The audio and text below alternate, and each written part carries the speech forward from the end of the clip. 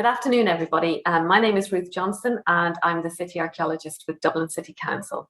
I'm here to introduce you to the Conservation Management Plan that is underway for St Canice's Church and Graveyard in Finglas. I'm representing a small steering group in Dublin City Council from the Archaeology Office, the Parks Department and the Area Office.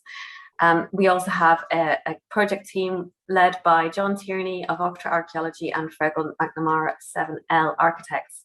But we also have a number of sub-consultants working on the project. Community Monuments funding in April 2021. And we received notification from the department in June that we had full funding for Stream 2.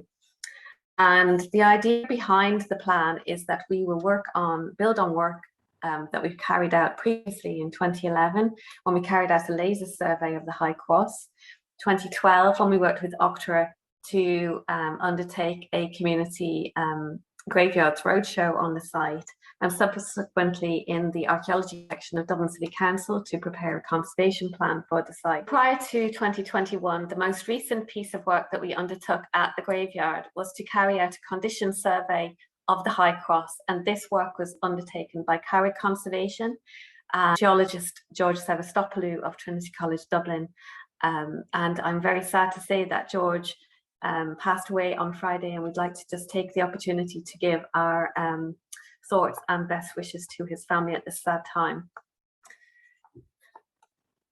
The project, as we're carrying it out in 2021, is primarily research-based. So the intention is to gather information about the site and understand the monument in 3 dimensions, in terms of its heritage, its cultural significance, and its condition.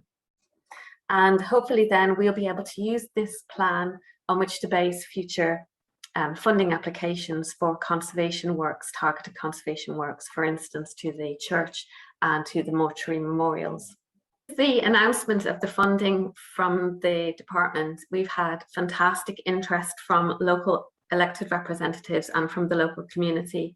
And in order then to provide them with information, we have carried out 2 information sessions in the last fortnight, one with the local elected representatives and another with local interest groups. And that has been a really informative part of the process, and hopefully will continue as the project progresses. So without further ado, I'd like to introduce you to our first speaker, and that is John Tierney. Hi, this is John Tierney, and we're here to do a talk about the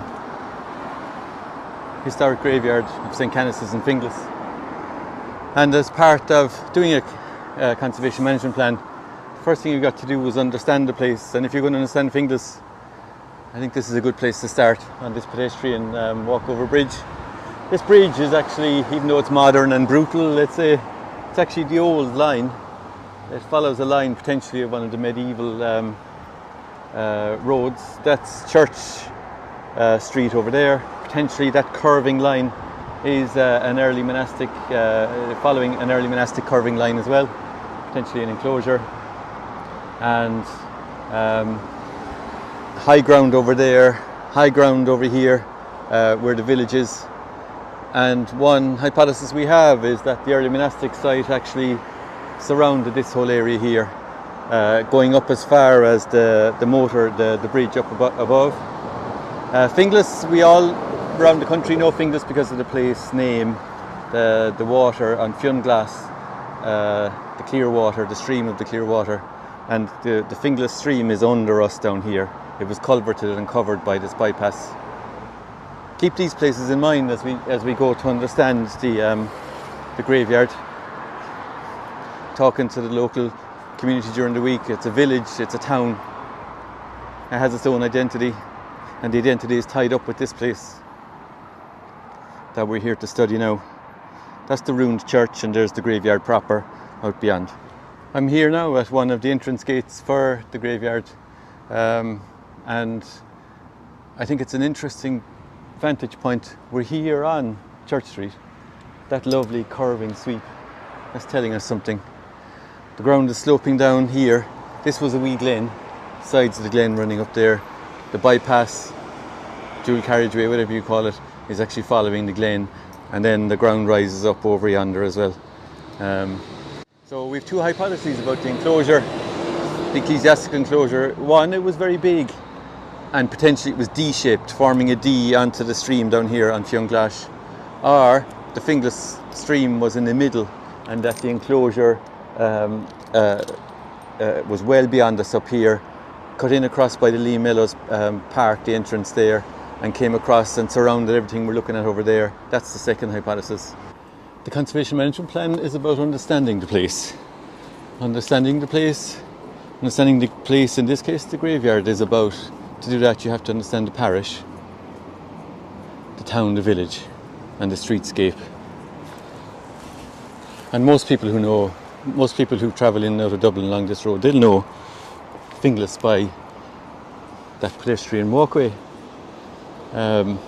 And I just think it's so interesting that it's potentially retaining the sweep of a medieval monastic enclosure. Potentially is anyway.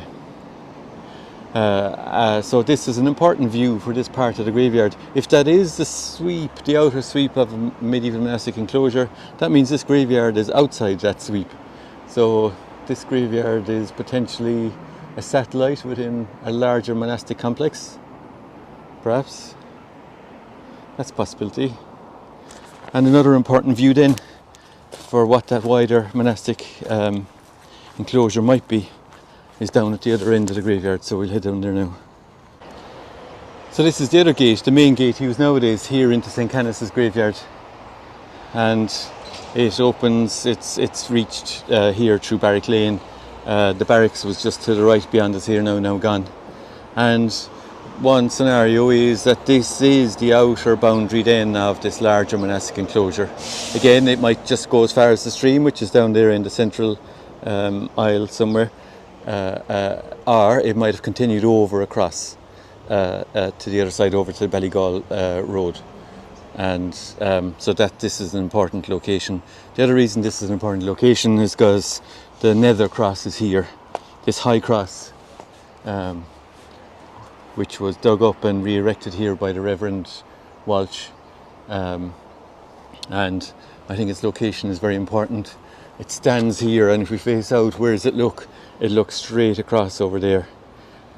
Modern building in the way. When the high cross was buried, apparently to avoid Cromwell and his army's depredations, it was reported to have been found and dug up in the glebe fields. Now, the area over there where I'm pointing is one area called the glebe fields. So is it possible that the Reverend Walsh pointed her over this way so she was facing the village, and maybe even facing where she actually originally stood? That's one possibility we're exploring right now. We have no answers, we just have questions at present. Also the case here with the high cross. It's very interesting to visit her and see that there's constantly this dust, or dandruff somebody called it, falling somehow from this high cross. And one of the reasons for the conservation management plan is to measure and assess, is the cross degrading? Is it in danger of being affected by climate change and all the adjacent traffic and things? We have no answers now. We're taking detailed measurements. The Faro 3D survey is being compared with two previous surveys commissioned by Dublin City Council, and that's how we're exploring this. She's so top heavy, but what we found is that she's facing east, and she was positioned here maybe to face where she was found, but also to face the rising sun, which was the practice here in these graveyards. We bury our people facing the rising sun. The relationship between the sun is in persona Christi. It's not sun worship, it's the worship of Christ in the Christian faith that represents the sighting of this cross here and of a lot of these headstones. And I'll go into that now. So if we bury our people facing east, that means, and if we reuse our family graves, then that means graveyards become highly organised spaces. And as part of the conservation management plan, we're analysing how organised this graveyard is. What we've done is we've numbered all the mortuary monuments. They all with a little tag here and a number on. We've recorded names and dates, and we're basically working out how these mortuary monuments, what decade they were erected. We ascribe a decade of erection, and then we analyse the distribution of the headstones by decade. Community graveyard surveys all over Ireland, and I've been doing them for the last 10 years. Very often we'll get early groups. When I say early now, headstones that date 1740s, 1780s. We'll usually get an early group just south of the church, and then we'll also usually get another group east of the church. But what's been so interesting about here in St. Canice's is that, in fact, one of our early groups is here to the southeast, and then we have another early group right in the south corner, and that was just perplexing us for a while. But we think we have a solution or an answer for that. It's based on politics. Graveyards very often are about politics and about arm wrestles in society. The gate over there was reputedly used by members of the Protestant faith. The gate down here in this corner was used by members of the Catholic faith. So you can see straight away by the story alone that there was an arm wrestle between the different branches of Christianity. And then within the graveyard too, the headstones are all about status. And this is a big high status burial. It's for an English chap called Polkington, and it's his date of death was 1732. If we ascribe this monument to the 1730s, it's very early for a chest tomb like this. So we're not sure exactly when, but I'd be happy to say that it was close to the 1730s, 1740s, 1750s. And it would have been, there's a great big substructure under there, a vault probably, and iron rails and things like that. And it's a political statement on the ground. If you look back over there, looking through there, there's a blocked up doorway in the church right there. And our thinking is that the graveyard was organised somewhat different to what it is today. That these yew trees that we can see here on the left, there's one there and there's one there, are planted, and they were deliberately planted to form an outer avenue here. And this is the southern avenue here, leading down to Polkington's grave, and I think very deliberately designed as an arm wrestle, political arm wrestle. And then another avenue is running down here towards the gate, although we're not sure if the gate coincided with the design of this avenue, how long that gate is there. What we have is a planted garden, preserved by the yew trees. We have a tree specialist looking at them, and I was concerned to say what ages are they, but the tree specialist told us, look at the line. They're forming an avenue, which I think is very interesting. Now the avenues have been filled up by graves since, so whatever politics was going on with Polkington and co, it was like Ozymandias, like people didn't care after a while. To understand the place, we look in detail at the burial patterns, and through that we read the headstones. And this fella is leaning out forward, and just to show you what we're seeing and how we do it, we read the headstones with a torch. 300 lumens are stronger in strength, and we shine the torch across the face of the stone, and that gives us, that picks out shadows, and that allows us to read it. Do you remember I said about the sun, that the high cross is facing across to the sun to catch the morning sun, because the sun is in persona Christi. Here's the sun again. IHS is the Christogram, it represents Christ, the cross attached to the IHS, and then you can see the sun rays around outside as well. All very ancient iconography, all still in use here in this early 19th century grave. And then we read it, and we look for the coded messages that are in it that will help us work out who it is. This stone was erected by Hannah Barden and her husband Patrick Barden, who departed this life December 1815, age 35. So we read all them using the torch, we fill out a database, and in this case with Dublin City Council and local schools, we surveyed the graveyard, and the local heritage groups. We surveyed this graveyard and we put them all online on the Historic Graves website. And we do this with every single one, trying to capture as much information as we can. And as well as that then, you can see this technique we have for shining the light across the face of the stone. We also do that digitally with the graveyard. Look at the shape of the ground here. We've surveyed the shape of the ground using a drone mounted camera, and we've produced a model of the graveyard floor.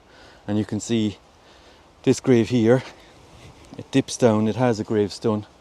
Over here there's another dip, but there's no gravestone.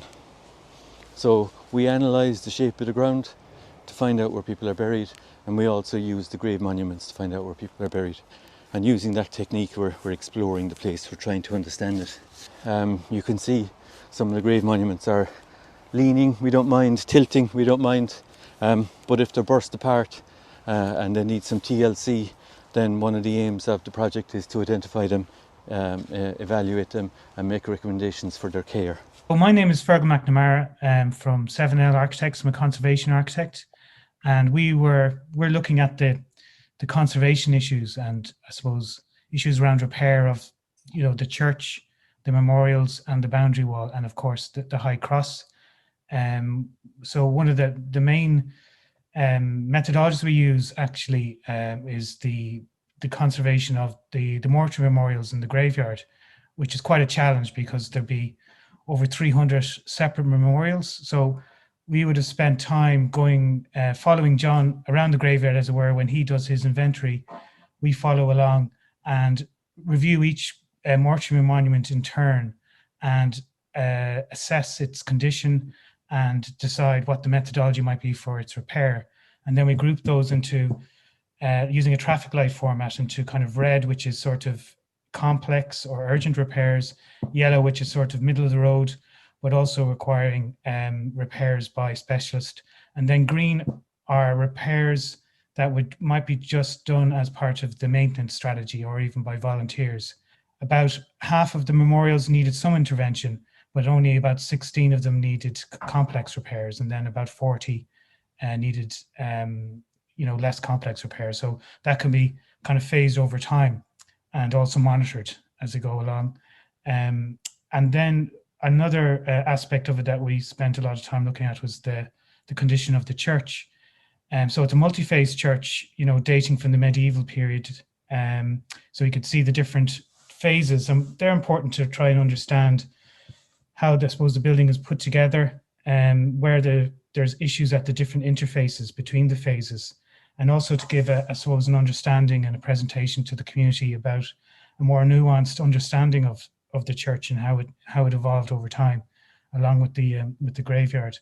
And there we found that most of the areas of concern related to those parts of the church that were stabilized, say probably in the mid 20th century, where they're using hard cement mortars to cap the top of the walls, to repoint window jambs, to infill openings, to install grills and gates that have rusted.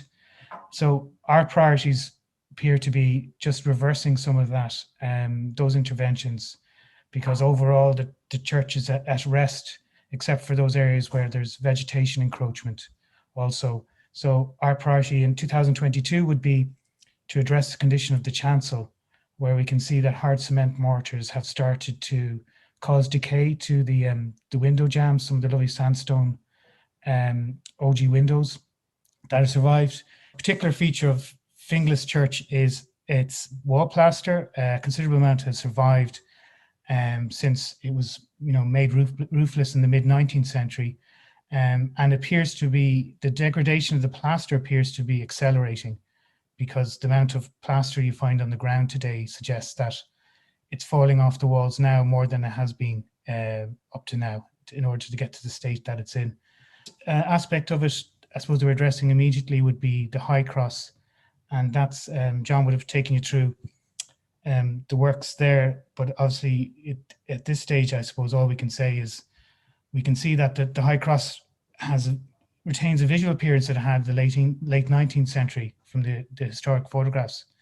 But yet, when you put your hand on the High Cross, you can dislodge tiny grains of granite, and you can see little grains of granite, at its base. So it is of concern. But we just, looking at the data now, decide if we have to do anything, what I suppose sensible, straightforward things we can do to improve its situation, and trying to understand whether there is a racial decay there that we need to be concerned about. And then the very last aspect, would be the boundary walls. Obviously, the setting of the graveyard has changed a lot in the last 30, 40 years, and as part of the boundary wall had to be rebuilt there in the last 20 years, but it's obviously been encroached by ivy as well. That's something that needs to be managed, and also it has, I suppose, been enclosed by new roads and new development, and we find this encroachment on a lot of the urban graveyards is a consideration. There's a lot to talk about when you're in a graveyard like this, and when you do the conservation management plan, you have to cover things in a lot of detail, but you also have to capture the big picture. One of the main parts of the study,